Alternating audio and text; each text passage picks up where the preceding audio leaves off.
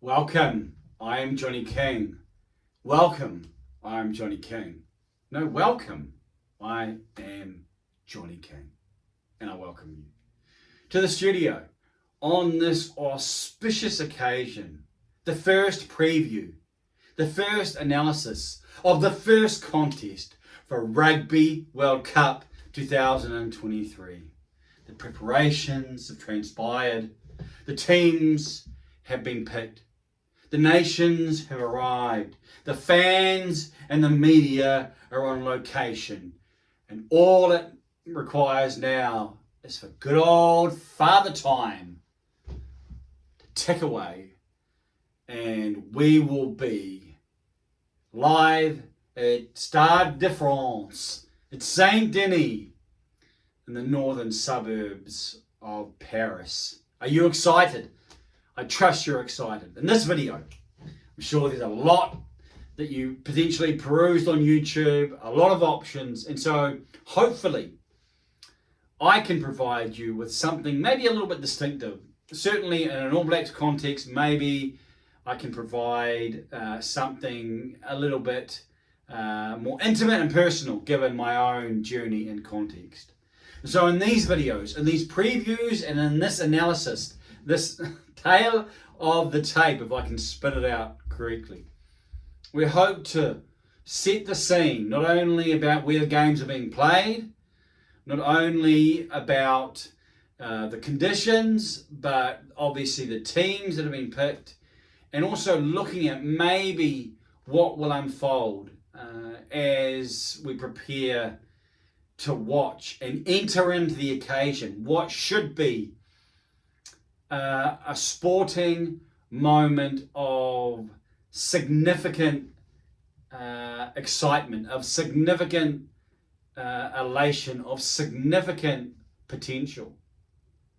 And I know, as one who was at the opening match for 2011, there is something about being there, the opening ceremony, and seeing your nation run onto the field of dreams, and to realise it's actually here, it's taking place. And that is pretty awesome. And I know that it was pretty significant.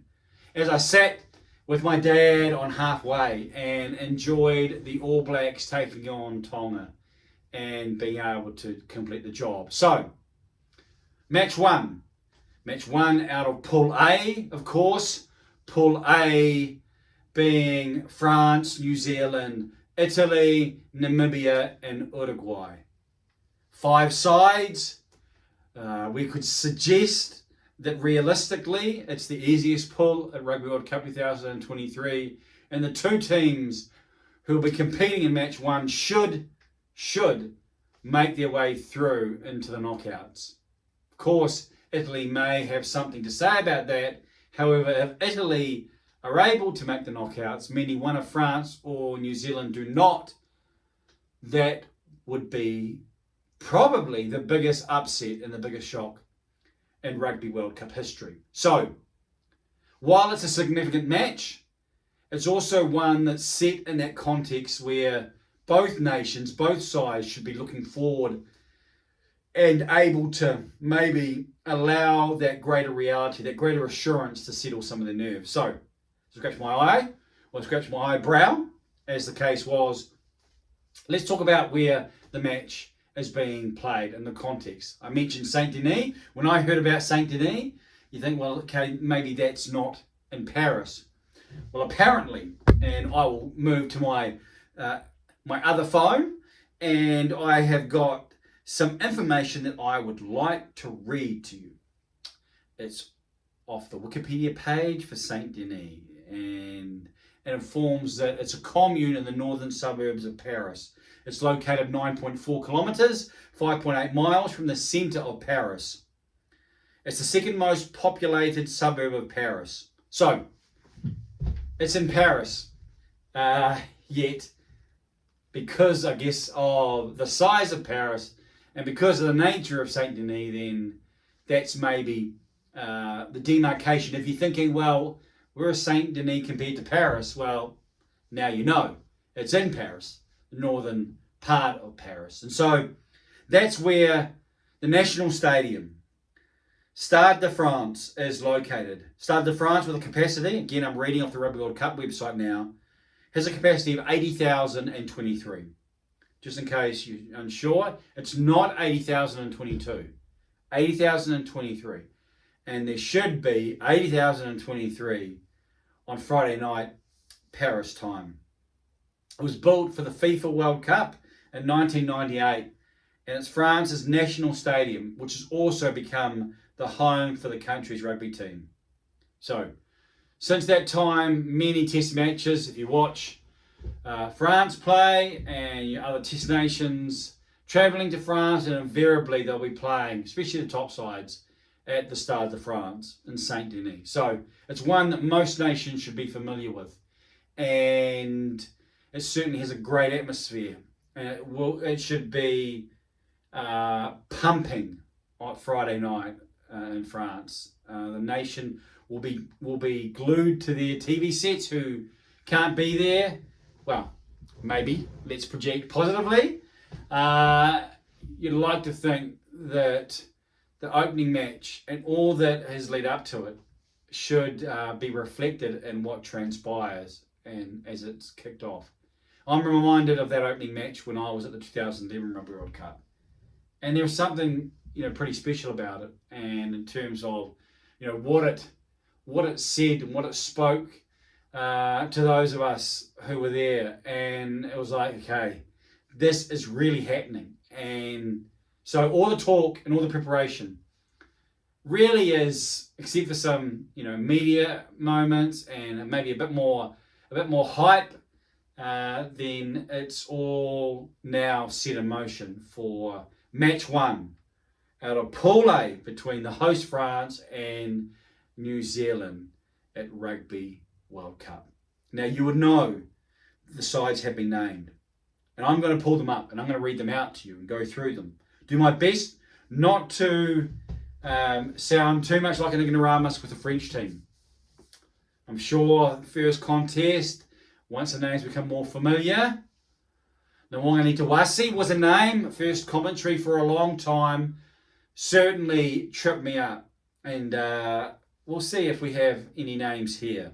So the French side that's been named by coach Fabien Galtier. A French side, like a New Zealand side, that is missing some important names. But they are as follows. Starting at Loosehead, Ray Dawadi. Julian Marchand is at hooker.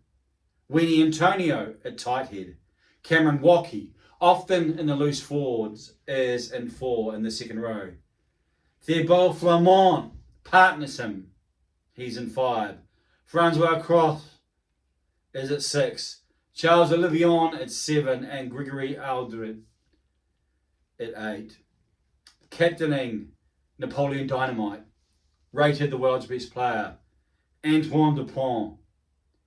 He is partnered not with his clubman Romain Intermac, who is tragically out of this World Cup, but Mathieu Jalabert.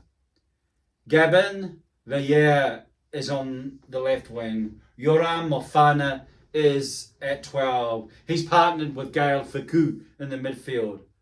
Damien Sanabalan Penot is on the right wing, and Thomas Ramos is at fullback.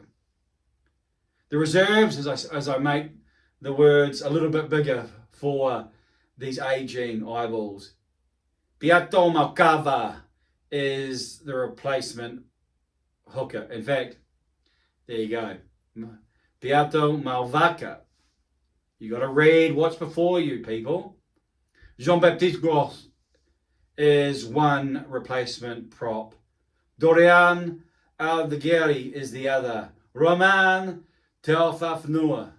Got a bit of Polynesian working there. Paul Bunhorn is in 20. Maxime Lecou. Replacement scrum half, I believe. Arthur Vincent is in 22. And Melvin Jaminet, mostly fullback, is in the 23. So that's the French 23. Names we'll become more familiar with as we begin to call and begin to describe them. The All Blacks, much more familiar with the All Blacks, of course. Ethan de Groot at Loosehead, partnering Cody Taylor, and Nepo Laulala in for Tyrell Lomax at Tighthead. Samuel Whitelock and Scott Barrett form a Crusaders second row partnership. The surprise selection in this All Blacks 23 is at 6. Dalton Papali'i, often 7, mostly 7, is at 6 for this All Blacks side. Sam Cane, captaining the side, is the open side. And Ardie Savea, one of the world's elite players, a tournament that is begging for him to show his wares if you're an All Blacks fan, is at 8. The back line, Aaron Smith, the consummate 9. Richie Mo'unga, world's best 10 maybe. Mark Tilley and Will Jordan, a potentially outstanding wing combination. And we'd say they have been so far, but potentially outstanding in this World Cup. We look back, and if the All Blacks are successful, then chances are outstanding will be our commentary. Anthony Brown and for Geordie Barrett. He partners Rieko Ioane in the midfield, Bowden Barrett at the back. He is the custodian in 15. Samisoni Takiaho, Ofa Tongafasi, Fletcher Noor, replacement props. Tupu Vai mostly plays lock but can play blind. Luke Jacobson can play with the loose forwards. In the backs, in the reserves, Finlay Christie, the halfback. David Havili, midfield or fullback. And Lester Whainganuku, wing or midfield, is in the 23 jersey. So that's the two sides, the two 23s who'll be facing each other. These two sides come into this Rugby World Cup. Both, you would say overall, probably feeling reasonably satisfied. The All Blacks will have an asterisk because of what happened in their last contest. But if you take the larger frame, the 2023 has been positive for this All Blacks side. France, well, they've had a long, pretty successful run. The summer series, it's all been about preparation for France. And so it's hard to sort of read too much into what's transpired. Certainly, Scotland gave them a run for their money and provided insight even into the kilts and to the potential they can provide in Pool B. Although that's for another preview. And so both sides will have had a pretty good run. Ranked 3 and 4 in the world. France 3, the All Blacks 4. Or Les Bleus 3, All Blacks 4. And so a competition between two sides that, you know, have reasonably solid track records. And sides that have some history at a Rugby World Cup. Of course, we know the first Rugby World Cup, the final in Eden Park, when the All Blacks were able to beat France 29-9. But probably where the sort of the French connection with the All Blacks started to really take root was 99.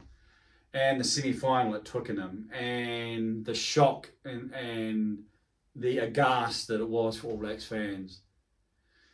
That was only raised to the next level in 07.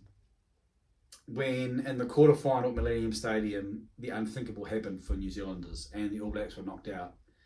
And when they were seemingly the mythical, unbeatable favourites. 11 was payback. Was the All Blacks opportunity at home. It was on my birthday. Not that that really matters. On my birthday, the All Blacks would play France, same group, and would put a really solid performance. That was their better performance. In the final, it was squeaky bum time. And I was local. I was in the stand and I wasn't enjoying the second half. However, all's well that ended well. And then in 15, probably was that exclamation mark. Back at Millennium Stadium, quarterfinal, and the All Blacks ran riot. And yeah, it was one of those rugby occasions when didn't start as dominant. Like there were the opening 10 or 15, but once the All Blacks were able to get a try and then another try, they were putting on a show, and forwards and backs were intertwining and interworking, interlocking, interweaving, and into scoring. It was really that emphatic. And so their history is there. And so as we come to this contest, That's all part of the narrative between these two sides. People talking about the potential for these two sides to meet at later stages. 2011, of course, providing that context. So what are these two sides? Given a bit more of the periphery, we'll get to the officials and we'll get to the forecast. I've got that down here. But as I look at these two teams, and of course I'm much more familiar with the All Blacks in France. France are missing their Tighthead prop, of course, Baille, Cyril Baille, and they're missing, of course, Romain Intermac and Jonathan Dante. Those are the three main names that are missing. And I think of those names, I would say Jonathan Dante is probably the most significant. The All Blacks missing 4 from their top side. I mentioned Tyrell Lomax, Brodie Retallick in the second row, Geordie Barrett in terms of an inside centre, or second 5'8" as we call it, and of course I've missed out Shannon Frizzell at blindside in 6. So that All Blacks are missing 4 from their top repertoire. And as I think about what's sort of gone in to naming the side, and that's been very recent, that's today. So today when I saw the All Black team name, so my first response was a little bit of a disappointment. I think a little bit of like, have we flinched? I say we, as a Kiwi. Have the All Blacks flinched here? After Twickenham, have they, instead of continuing on and saying, well, actually we know what went wrong there, have the selectors decided, have they taken the cautious route? Because I think when I look at the selections, there is a cautious route there. I look at the replacement props as an example of that. No Taimati Williams in the 23. Fletcher Newell, who could have been starting at Tighthead with Tyrell Lomax out, is on the bench. And they've gone for Nipo Laulala at Tighthead. Offatonga Fasi's the other replacement prop. And so I wonder there if there has just been Antoinette Brown at 12. Is that a safe pick? It just says to me that after Twickenham and after the Box, the All Black Brains Trust have thought, maybe we need to key into the experience heads. Now, maybe they'll work towards, I think, introducing some of these game breakers who I think will be important or can be important toward winning a Rugby World Cup. Guys who have a really significant upside but don't have the experience. But this is an opportunity. This was an opportunity. If I was to predict or project if another regime was in charge, then they probably wouldn't think twice. They'd be saying, no, we back these guys. And instead of maybe Taimati Williams sitting back and going, he would have that extra confidence. Is that reckless? Some may say that's reckless. This is a Rugby World Cup. But when I look at the selection, it does reek a little of a little bit of reticence to really strive and to mark this first match in light of what 2023 has been for this All Blacks unit. Probably the most fascinating selection is at blindside. Now, why Dalton Papali'i? Yes, he talks about playing blindside. He certainly has the physical attributes to play blindside, but why would you pick him at 6? Shannon Frizzell's out. They don't really have that much cover. Simon Penifino's not in the squad. Ethan Blackadder's not in the squad. He's back in New Zealand. And so they've gone after Twickenham. After choosing Luke Jacobson at 6, they've gone for Dalton Papali'i. A little bit more dynamic with ball in hand, a little bit more physical. But I wonder if the selection is with a view to Antoine Dupont. And realising that this French side rises and falls according to Antoine Dupont.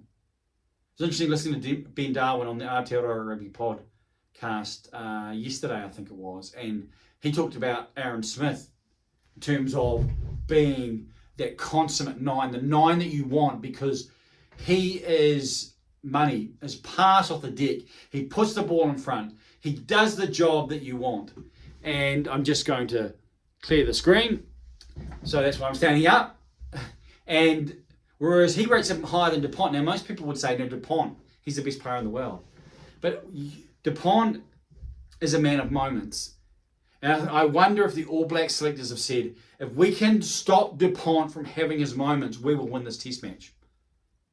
So give him space, give him room, but we've got a bouncer, we've got a bodyguard, and maybe it's Kane and Papa Lee, maybe it's especially Papa Lee, maybe it's especially Kane.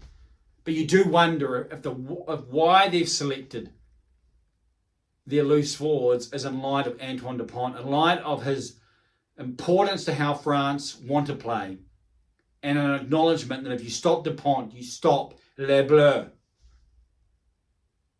That's, for me, the most significant selection. Inside centre, second 5'8", it's going to be interesting. Anton Brown, for me, is a man of character, a man of experience, character. Speaking with a young man from South Africa, Farn, who that was his statement, character. I would say experience. Was in the midfield in 2019, but he's not going to necessarily provide the same style as a Geordie Barrett. Again, when the All Blacks were sticking out their chest throughout 2023, you saw what they were doing. There was clarity. They weren't like trying to say, there was no hiding what they were trying to achieve. I look at this team and I don't see that clarity. I don't see the same boldness and selection. Now, we can maybe put that down to the injuries and what's gone on there. However, you do wonder. And you hope, from an All Blacks perspective, that it's not reflective of a mindset that is a little bit backward in this opening contest. For France, with them named, I think, the strongest, 23 or thereabouts in light of their injuries. And home ground advantage, you cannot underestimate home ground advantage. They will have been readying themselves for so many years for this moment, for this occasion. And it's going to be a significant occasion. So what about the phases? If I've looked more at the New Zealand team, because I think that's where the more significant selections, much more familiar, of course, with New Zealand and with the All Blacks, especially recently. So able to give much more, I guess, insight there. And but in terms of how's this game going to be played, like we talked about the people. Look, if the contest is between the two nines, if that's going to be what people are really looking at, if that's going to define it, then it's only going to define it because, of course, the forwards. And I think that's a big test for this All Blacks forwards pack. Are they going to be able to stand up? France, not necessarily. I've seen commentary, not necessarily. May test you in the scrum, but big men who can move their bodies around. They will have mobility with Cameron Walkie in the second row. So are the All Blacks going to be able to stop their momentum? They're rolling forward through contact. If there's something that stands out, the French forwards are able to raise them forward thrust wave after wave that it becomes almost impossible for the opposition, or seemingly.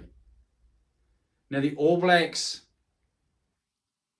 they've got 2 sevens in their unit, or maybe you could even say 3, because Artie Sevier would be a 7 in my team. So they will have the crew. Sam White looks very good in the tight there and likes to get over the ball.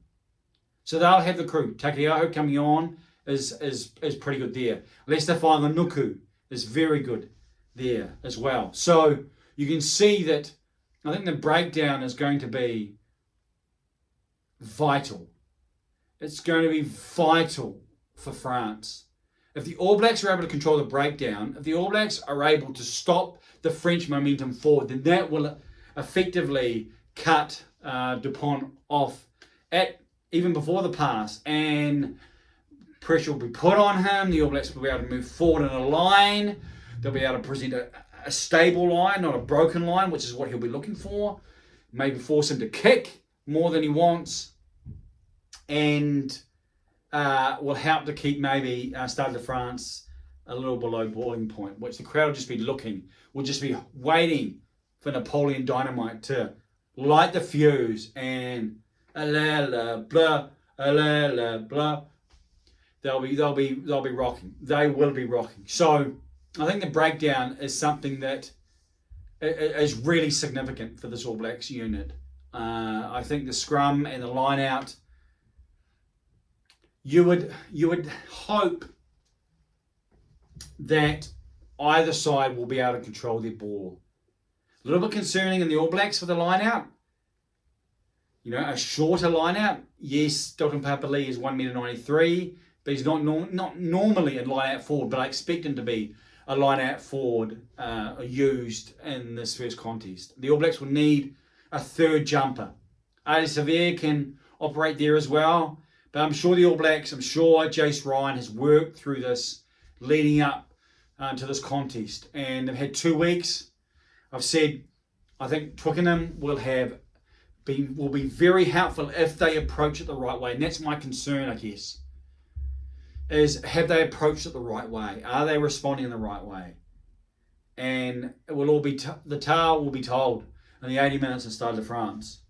So I'm looking at the breakdown, looking at the composure, and the All Blacks get front foot ball. Then I think Richie Mo'unga. I think if the All Blacks win the Rugby World Cup, then Richie Mo'unga will be the best player at the World Cup, and that's vital. That's vital, obviously, for any team. The All Blacks, New Zealand rugby, the 10, French rugby is more about the 9. So you've got the ringmaster in those positions. So not necessarily opposed to each other. But Mo'unga will need to be able to have the time and space and opportunity to not only orchestrate position, but in that position to be able to unleash those who are outside him. And that will require the guys to go through. I mean, I think Dalton Papali'i, he could be man of the match at the end of this contest. Not necessarily player, I'm not saying, player of the tournament if the All Blacks win. But what he is potentially offering is so significant to this All Black side that if he can provide it, and because he's physically very gifted, he's physically very fast, he's physically quite thick, so he's not a wiry. I think I looked online and 113 keg, so he is built, and if he is committed for this moment as I'm sure he wants to be, then just first try scorer or a try scorer in the match, it could be Dalton Papali'i. So let's go to the officials now. This is quite a long preview and analysis. Hey, but you came here for the good time. Hey, we're here for the rugby. I've got down here, Jaco Piper. Jaco, get your pen and paper out is the referee out of South Africa. He is joined with assistants from England, Carl Dickinson, Carl Dixon, and Christoph Ridley. And Tom Foley will be the television match official. Conditions forecast, hot. 32 to 34 degrees Celsius. Sunny with patches of cloud. So it's going to be a hot occasion. What will that mean for the players? You'd think that would suit the French more than the All Blacks. So they'll need to be well hydrated. The All Blacks want to play fast. Will they look to use that more judiciously in light of the conditions? As the tournament continues, the temperature should come down. And so when it gets to knockout rugby, it should be maybe a little bit more bearable. So, here we go. Who's going to win? Who's going to win? France, New Zealand, you say very close on paper, very close in the standings. I think this is a statement game for the All Blacks. I think it has to be a statement game for the All Blacks. I think France can lose this game and lose this test and build in this Rugby World Cup and allow what the home ground advantage will do as they begin to get within the swing of things, so that when the quarterfinal comes, they can still be ready. Yes, they don't want it to be a blowout and a belting, but probably not many people are expecting that. But if the All Blacks lose after Twickenham and it highlights some significant areas, then it will just create more question marks. And without another tough test match before the quarterfinal, the challenge for them will just rise. So I think the All Blacks, if their motivations were here leading into the first match of the Rugby World Cup, again, you're in New Zealand, so you're not thinking about just your pool play. You're not expecting to lose in pool play. You haven't lost in pool play, but you're looking at winning it. And so your expectation, you're starting here. You're starting here. You don't want to get too high. You don't want to rise too much. Because of Twickenham, you're probably up here. You're probably saying, right, what is the All Black jersey about? It's about a legacy. It's about performing in every test. It's about winning every test match. And so after Twickenham and your biggest loss, I don't see how this All Black side is not ready for action more than they would ever be if it was just the first match of Rugby World Cup, which will be significant enough. Now, will that put them over the top? That's part of the challenge. Part of the leadership will need to keep them grounded to a point so they're not flying off the handle and they haven't gone too early. And they're able to play smart, intentional rugby that has a high level of intensity and is on point. The players are knowing their roles, completing their tasks, execution, and the physical intensity, the physical application is large, and it's in colour, and it's in the French face. France, well, they probably won't need too much else because of all that the home Rugby World Cup. I was reminded when they had the previous World Cup, they played Argentina in the first match and they lost. So it's interesting. Again, you don't know necessarily how this French side will respond. And will it be a smash mouth, smack you in your face, starting 20, like the All Blacks did to the Springboks at Mount Smart in Auckland? Is that what's going to happen? Because I think France there'll be a little bit of like feeling their way early on.